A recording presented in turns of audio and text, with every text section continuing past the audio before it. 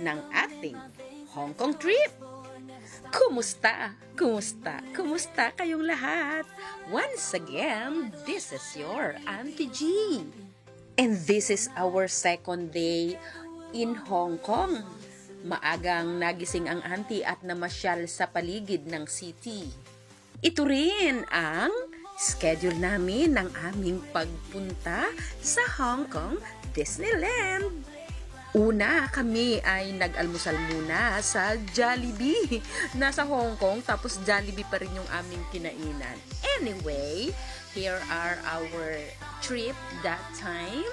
Nag-train lang kami papunta doon. And finally, ang pinaka-maangas dyan ay kami ay nakarating na dito sa aming patutunguhan. Abangan ang part 4!